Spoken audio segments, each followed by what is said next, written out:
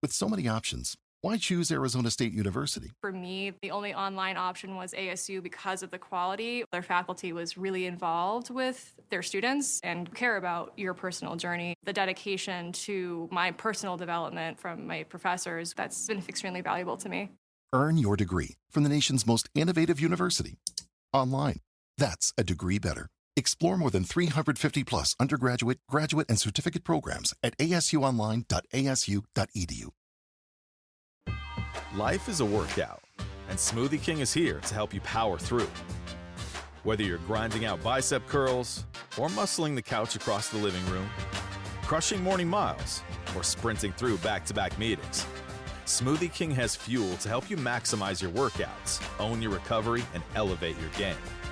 Give your body the energy, protein, and power it needs with a lineup of delicious smoothies made to help you conquer your goals. Only at Smoothie King. The Rush Hour with James Golden on the Red Apple Podcast Network.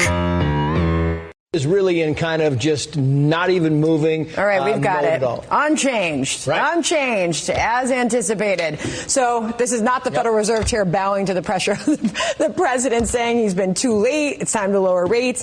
He's decided not to. Yeah. And Kevin Hassett just said that the economic indicators all point to the need to lower rates, but that is not what is happening. So the market reaction basically is quiet because this was what was anticipated. Right. But it's going up a little bit, which is kind of surprising. It's kind of ticking up. I mean, the rates are, as Kevin Hassett said, the rates do need, by a lot of accounts, come down. But the Fed board, I mean, you're talking about 12 people, and they decided no. Again. Up 3%. Up 3%. Better than expected. That would be the highest level since the third quarter of 24 when it was up 3.1%. On the consumption side, up 1.4, very close to estimates. Up 1.4 would be the best since the last quarter of 24. Yes, ladies and gentlemen, the economy front and center today. This is James Golden, Bo Snerdley. Welcome to the Rush Hour, the fastest hour in American media. If you look at the headlines, hard to say. If you're not double take, okay, if I said to you, U.S. economy slowed in the first half of 2025 as tariffs scrambled data, you might think. Would you think that let me ask you this, Jonas, U.S. economy slowed in first half of 2025. What does that mean to you? The U.S. economy slowed in the first half of 2025. That basically it started losing momentum. It's not doing well.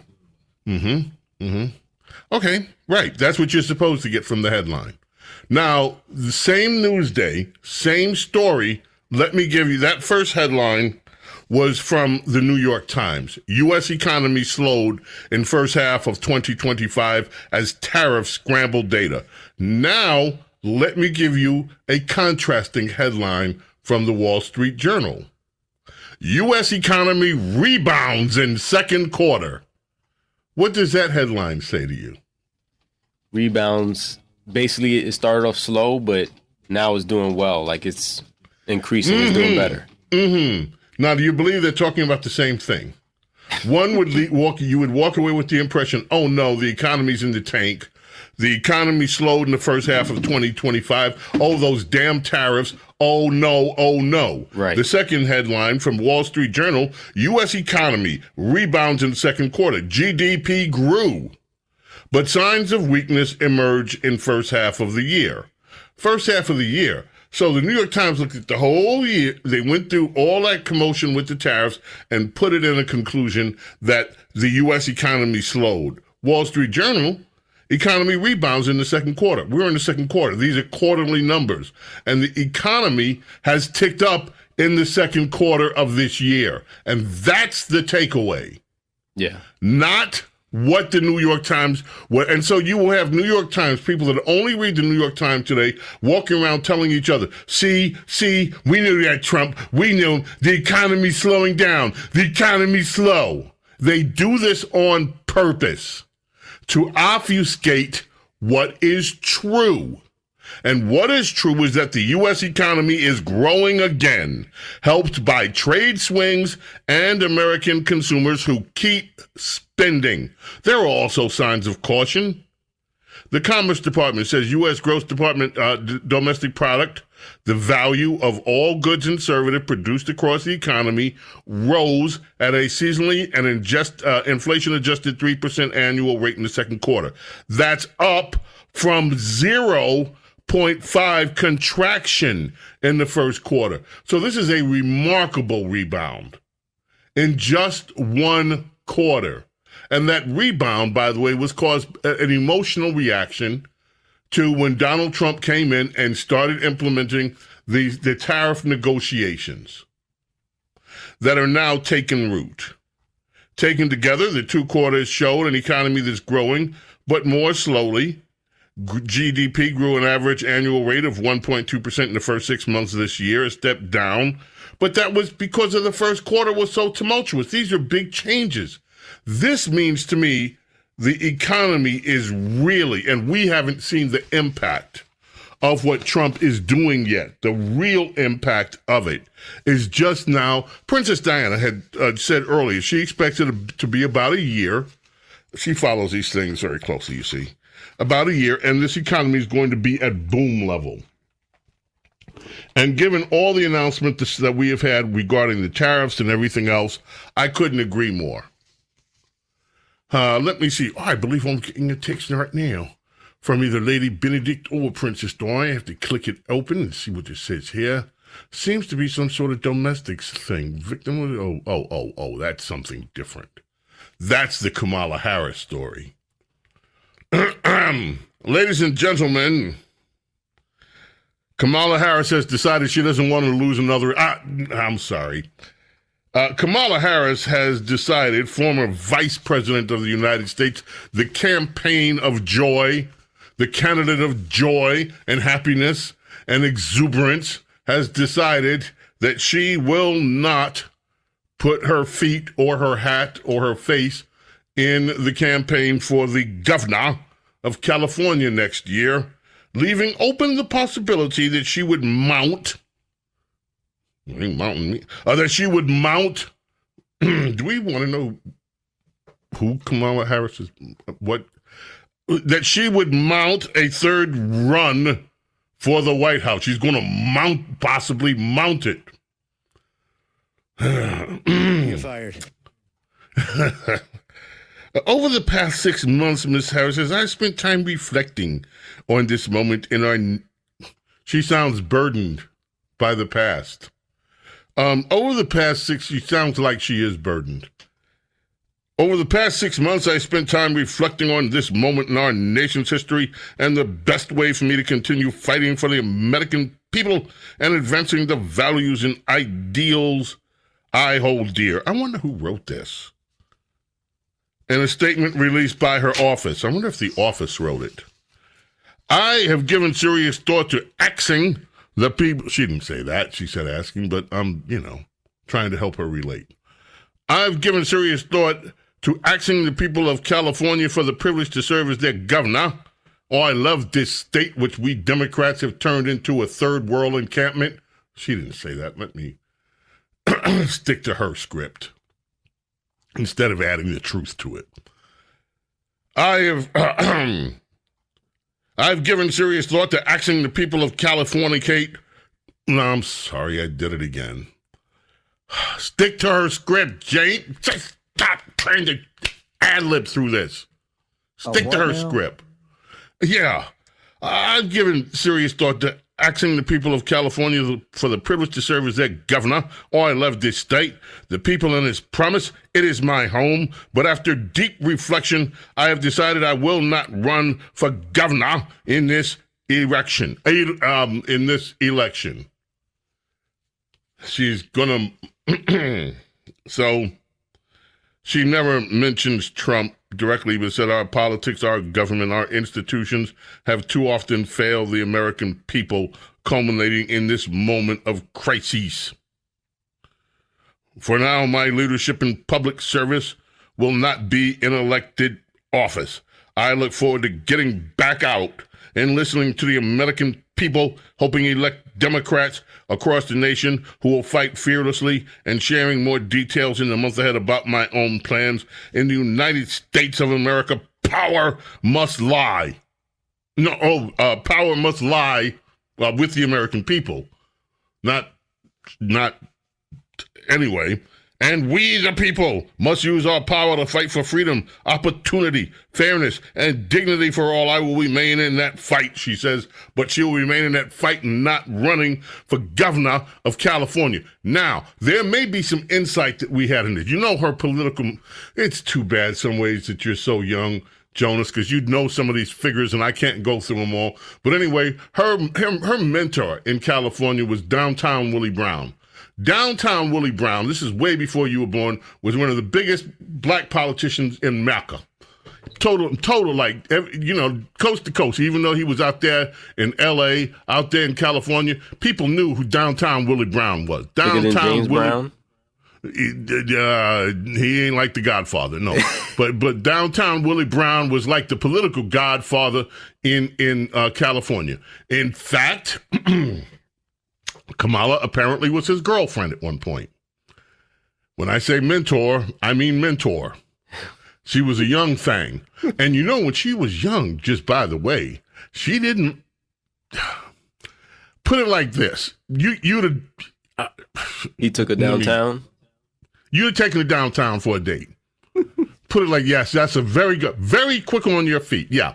When she was, those pictures there when she was young, yeah, you'd have taken her downtown too, bro. I'm telling you. And you'd have been like, Ma, look at me. I'm doing good. Yeah, I'm doing good, Ma. Look at me. You'd have taken her downtown, right? Uh-huh. Now, Downtown Willie Brown is a political legend in California.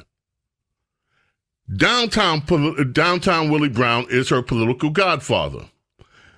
In fact, there are several uncomplimentary posts on social media about her relationship with Downtown Willie Brown, which I, because I have class, will not stoop to getting into. But Downtown Willie Brown was interviewed last week or something, and he was asked about Kamala. And this is what Downtown Willie Brown had to say to the interviewer.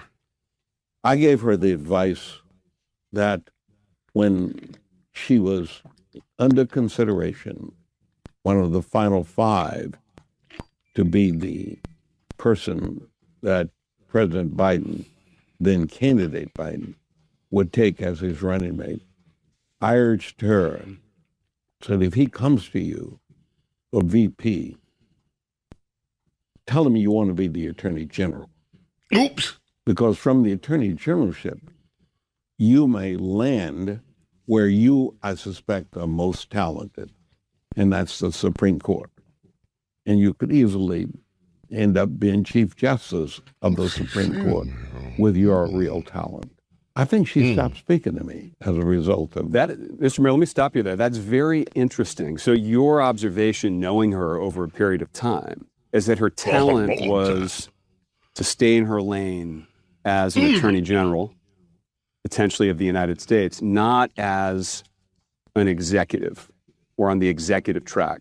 Correct. Interesting. Now, and particularly where you are second tier. Mm-hmm.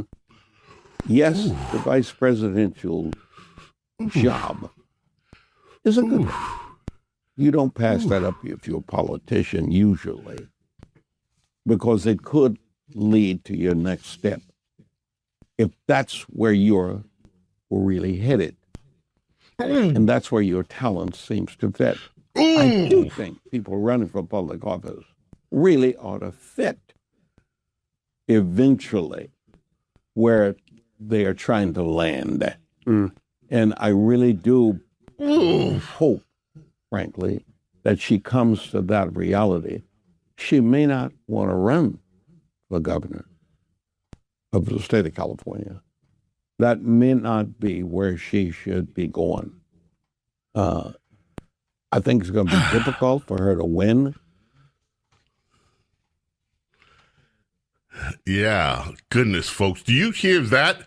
That was an amazing put down. She should stay second tier. She should not get out of her lane.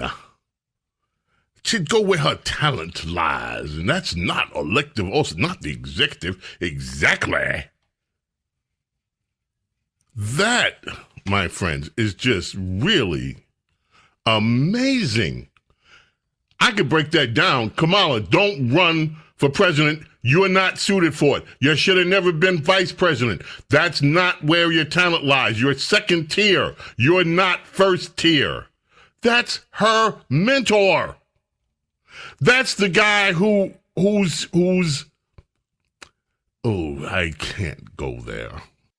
The Rush Hour with James Golden on the Red Apple Podcast Network. The Rush Hour with James Golden on the Red Apple Podcast Network. So today in Congress, my friends, the act passed through committee known as the Pelosi Act. It still has to be voted on by the full House, but it got out of committee. 8-7 was the vote. This, Donald Trump was asked about it. This is what he said. I like it conceptually. And, Nancy Pelosi became rich by having inside information. She made a fortune with her husband, and I think that's disgraceful. So in that sense, I'd like it, but I'd have to really see I study these things very carefully, and this just happened. So I'll take a look at it. But conceptually, I like it. And what I do think is Nancy Pelosi should be investigated, because she has the highest return of anybody practically in the history of Wall Street, save a few. How did that happen? It happened by she knows exactly what's going to happen, what's going to be announced. She buys stock, and then the stock goes up after the announcement's made. And she ought to be investigated. Absolutely right. Now, we'll have more on this, but there are so many other competing stories today, too. You know that American Eagle story still, it's just gaining steam. It's not going away. That stuff is happening. We've got so much going on in the world and in the news. We'll cover as much as we can. James Golden, Snerdley. Both Snerdley's Rush Hour, fastest hour in American media, will continue. And what we'd like very much is for you to be here as we continue it.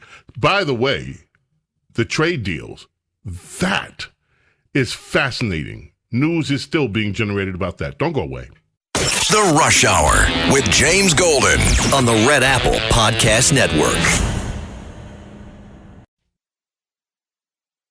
The Rush Hour with James Golden on the Red Apple Podcast Network. James Golden, Snerdley. Okay, we have so much to do. I mentioned and you've already heard a bit about this Pelosi thing.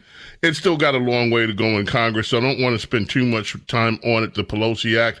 But let's listen quickly, cut 3, Senator Josh Hawley talking about the Pelosi Act. Say that we have an opportunity here today to do something that the public has wanted us to do for decades, and that is to ban members of Congress from profiting on information that, frankly, only members of Congress have in the buying and selling of stock. 86% of Americans say that members of Congress should not be able to buy and sell shares of stock, individual stock, while they are members of this body. And they are absolutely correct. And the reason is, you can see it, there was just another ethics referral in the House last week. We've seen the former Speaker of the House make millions of dollars in profits. We've seen members of both parties, I'm sad to say, be investigated for their stock trades. And the reason for all of this is that, quite frankly, members of this body are privy to information that the normal person just is not. Now, is that insider trading? It is not under the laws. Sometimes people say, well, we already have insider trading laws. We don't need a stock ban. Well, the information that members of Congress are privy to is technically not covered by the insider trading laws, but nobody really believes that the information that we get isn't valuable. It is quite valuable. Exactly. So one of the things, by the way, I think I mistakenly said it cleared the House committee, it cleared the Senate committee on an 8-7 vote. So anyway, it still has a long time to go before the full Senate can vote on it. We shall see where it goes. Yesterday, after the show, one of the funniest, Spartacus had a meltdown. Cory Spartacus Booker just had a full drama mode on the Senate floor. That's cut 2. Let's just take a few listen for Spartacus. He was wound up. He was off his rocker yesterday, and this is what that sounded like. The Democratic Party needs a wake-up call. Wake-up call. I see law firms bending a knee to this president, not caring about the larger principles, that those free speech rights, that you could take on any client. Why are you bending the knee? I see universities that should be bastions of free speech bending at the knee to this president. I see businesses taking late-night talk show hosts off the air because they dare to insult a president. I see people who want mergers suddenly think that they have to pay tribute to this president. And what are the very people here elected to defend the Constitution of the United States saying, oh, well, today, let's look the other way and pass some resources that won't go to Connecticut, that won't go to Illinois, that won't go to New York, that will go to the states he likes.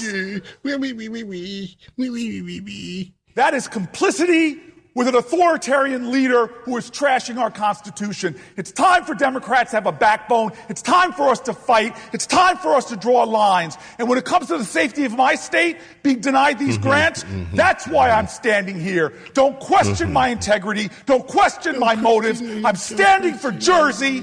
I am standing for my police officers. I'm standing for the Constitution, and I'm standing for what's right. And dear God, if you want to come at me that way, you're going to have to take it up with me. Because there's too much on the line right now in America. As people's due process rights and freedom of the speech rights and secret police are running around this country, picking people up off the streets who have a legal right to be here. There's too much. They don't have a legal right to be here. Lies. Excuse me. When are we going to stand together for principles that I just heard that were agreed with? When are we going to stand together? Okay, wait, this goes on and on and on. You got the gist of it. He's mad. He's mad about everything. And by the way, for the record, Colbert got thrown off because his show was losing money. You liberals can never get, who did a really good bit on that? Piers Morgan, cut 15. We're not going to listen to the whole thing on that. We don't have time. But Piers Morgan was on that Fox show, Outnumbered, I think it is. And he mentioned that. Let's listen in. I've never read so much or heard so much guff about a reason for a guy getting cancelled. His ratings were tanking. He was costing them $40 million a year. He had 200 staff. How many do you guys have? I mean, are you saying because that'll bring it to 2? No, I'm just saying. I know that at Fox, you're number 1 by miles in cable, and you have these very nimble teams of people, 200 people, and all they do all day is prepare anti-Trump jokes. So whenever I watched Colbert, which was not a lot, whatever I did, endless sneering, mocking, Trump bashing. You know what? It's just boring. And so many of those late night guys, Kimmel does the same. Seth Meyers does the same. John Oliver does the same. It's a one-trick pony. Trump bashing, Trump bashing, Trump bashing. And what happened is, in the election, America went, you know what? We quite like Trump. So we're going to vote him back in because we're sick of you whiny liberals. And by the way, I used to identify as a liberal. I'm sorry. Okay, that's enough. You got the gist of that. It was great. It's you know what? We quite like him. We'll vote him in again. Right. Now, this Outnumbered crew also did a segment on that attack that happened in Cincinnati that has just gone so viral. If you did not watch it over the week, goodness, the videos are terrible. But I will say this, and I'm not commenting on a lot of it, because we are only seeing on those videos from where the recording started. We are not seeing what took place before. And there's a news account today that's kind of like, what? Buried in all of the rest of this. So here's the segment from Outnumbered. Batra Sargon, who I love her. I believe she was one of the guests. Piers was on. Harris Faulkner was on. So this was a segment they did on what's taking place in Cincinnati. That would be cut number 14, Jonas. Yes. Cincinnati up in the news. You're telling me it was a fight when you see 100 people, 100 black people beating up 2 white people, and you're not, what if this was 100 white people beating up 2 Asian people? I think it would be pretty clear.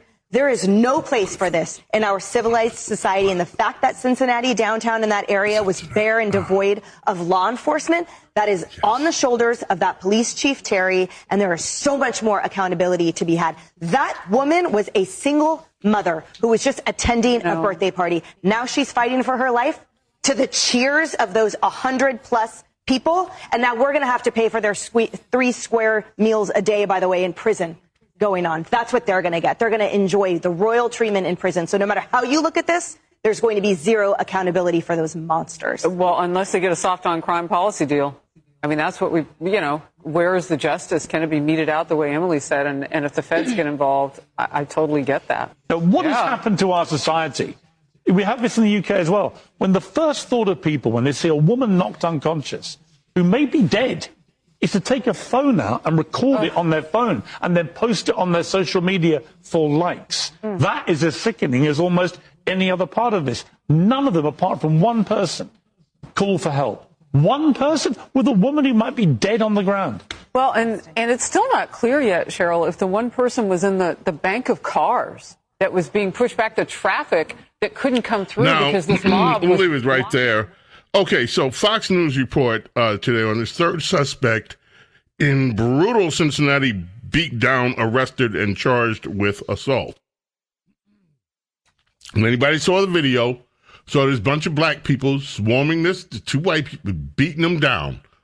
And what the question, and she quickly, you could hear the clicks in her mind when she said, what would happen if 100 white people started beating, now she changed it to Asian, but what would happen if it were 100 people beating down 2 black people? You know what would happen in America. You know what would happen. You don't even have to ask it.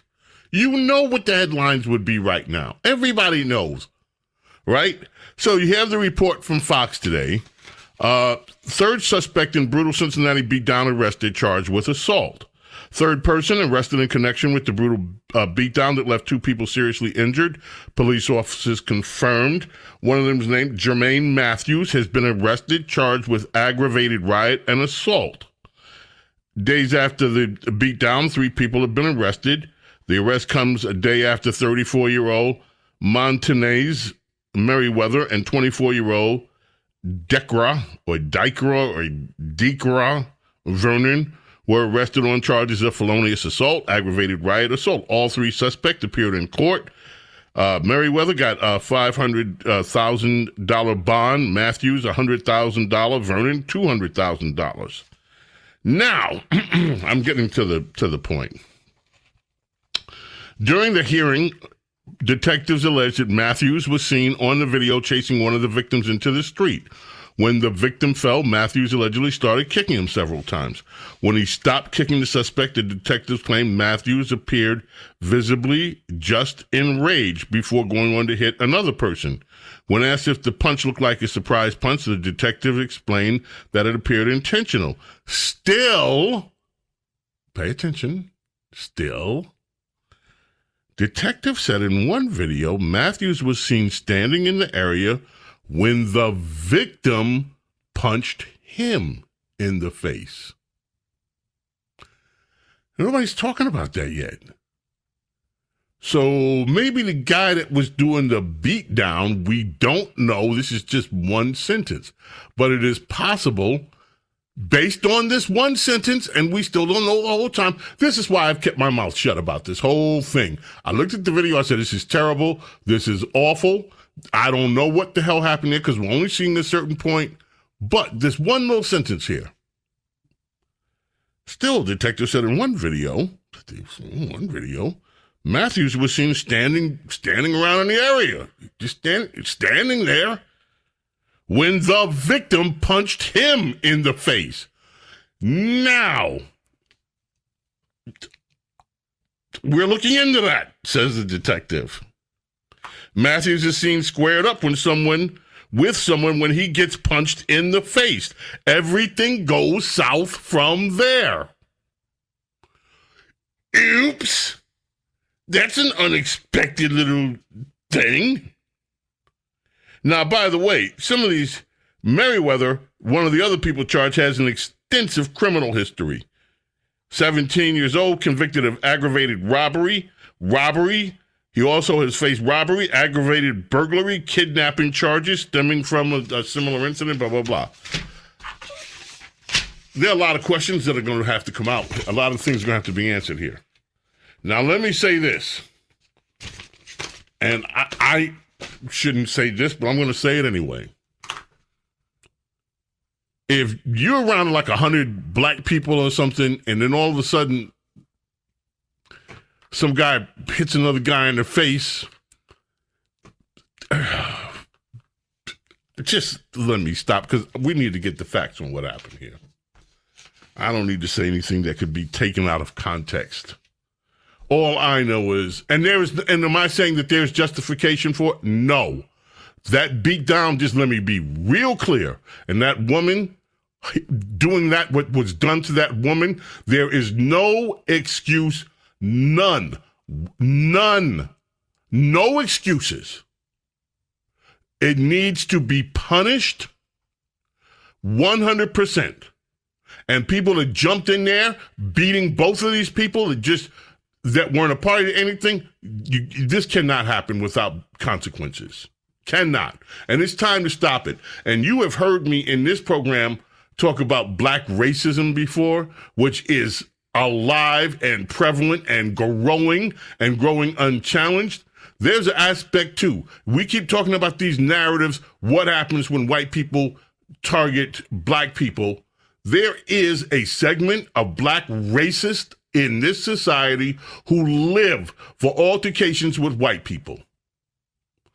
And that's a part of reality. And sadly, we don't have leaders with the moral courage to speak up against the racism that is being taught to black children at an early age, that is being taught and excused by black people, including elected officials who see this stuff and who will not speak up against it because they're afraid of being called names. Like, oh, you a Tom. Oh, you ain't black. Oh, blah, blah, blah, blah, blah. But there's so much behavior that is inexcusable inside of what is commonly called the black culture. And the black culture is not monolithic, by the way.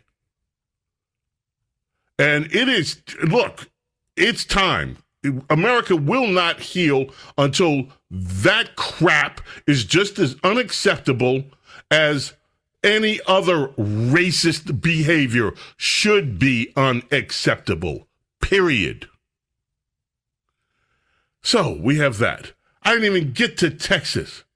This Texas redistricting thing is jumping off, and it is jumping off hugely. We're going to get to all of that. We got to take a quick break, though. The Rush Hour with James Golden on the Red Apple Podcast Network.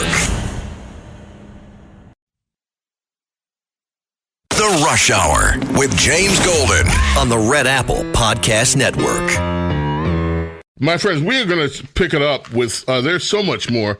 I didn't even get to all this business with this Sydney Sweeney. By the way, I had no idea who this woman was, anything about her before this American Eagle thing took flight. It is still going into high gear. We had a soundbite today. Let's just play some of it. 16, Jonas, let's just start.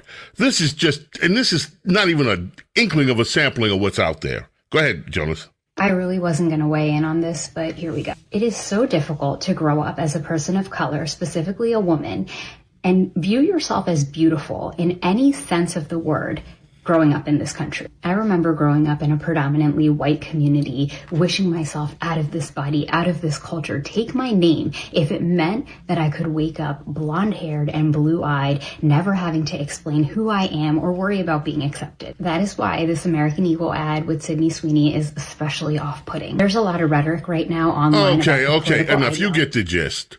First of all, why are people so hung up on their own self-image? Why would you feel that it's so difficult to just be who you are and appreciate God for who you are? There's a lot more that I want to say about this stuff, but we got to go. May God bless, protect each and every single one of you, your families, your loved ones. Love and gratitude, my friends, always, for your being here with me, allowing me to be with you. God willing, we are back tomorrow for the Thursday edition of Bo Snerdley's Rush Hour. Until then, my friends, I bid you adieu and hope that you have the best day of your life. Bye. Thanks for listening to Bo Snerdley's Rush Hour. You can hear Bo Snerdley's Rush Hour weekdays at 4 on 77 WABC. If you like the podcast, share it with your friends and listen anytime at WABCRadio.com and download the WABC Radio app. Hit that subscribe button on all major podcast platforms. Plus, follow WABC on social on Instagram, TikTok, Facebook, and X. See you next time for a new episode so you never have to wonder. What the heck is going on here?